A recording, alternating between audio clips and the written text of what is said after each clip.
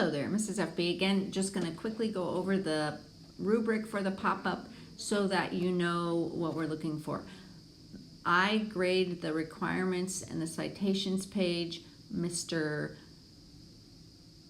Shaw will grade the information page, and Mr. Lum will grade the spelling, grammar, and design and elements page. And then we're hoping to have a science class look at the middle school appeal section to grade that, but we may end up grading that ourselves, so we'll see. So I'm just going to quickly go through this. The requirements, are all the requirements there, and are they in the correct order? I had someone put their magazine together wrong the other day and they lost points. Someone also put the inside of theirs together upside down. They lost points, okay? So we don't want to have to look for them out of order to see if you did them. Make sure that you are paying attention to the directions, okay?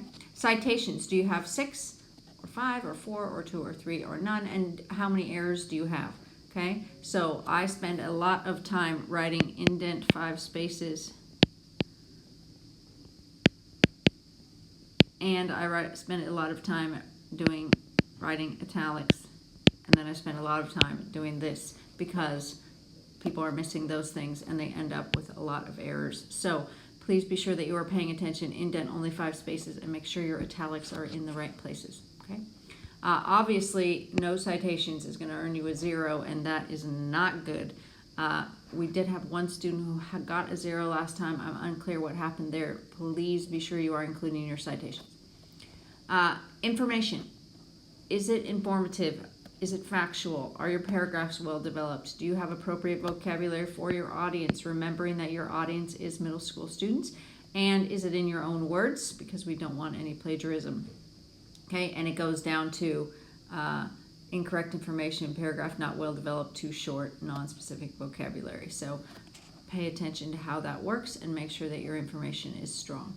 Spelling and grammar. To get a perfect score, you have to have 0 spelling and or grammar errors. So please be sure you are paying attention to both and try to get all your points in that section. Design elements. We're looking at things like color and space and scale. These are the things we looked at last year on the zine. We're looking for balance and harmony. We're looking for legibility, okay, which is one of the reasons why we're having you do these all typed, because it just makes for a lot more legible zines, okay? Are your pop-up pages effective? Do your pop-ups work? Do they actually pop up when the page goes flat? So you need to test yours. If they're not going flat, then you need to fix them. And probably what's happening if they're not going flat is that the angle is not sharp enough. So ask for help if you need it, but start with making your angle a little sharper, and make sure that you're angling your small pop-ups that are attached to the back. Otherwise they won't pop up either. Okay, make sure that your pen is not leaking through. Make sure that your text is left justified, okay?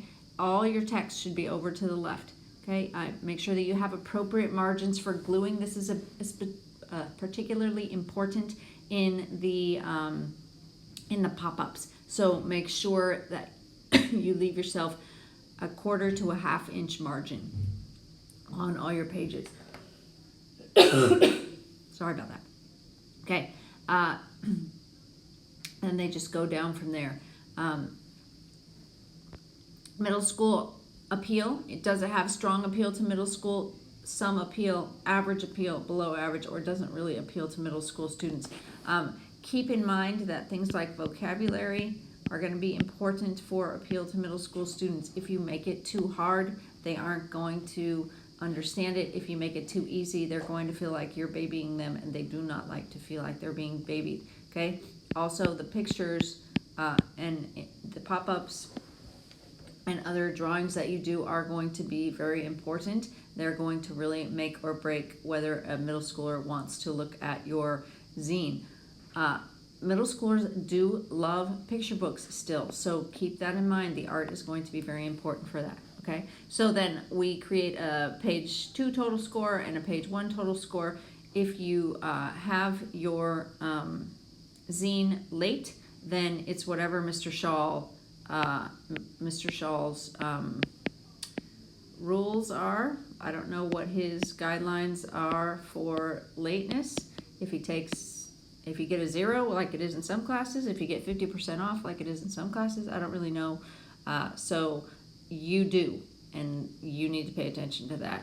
But I hope that none of you will get this in late anyway, because your group is depending on you. So if you have any questions about the rubric, please be sure and let me know. We will talk about it in class. Thanks.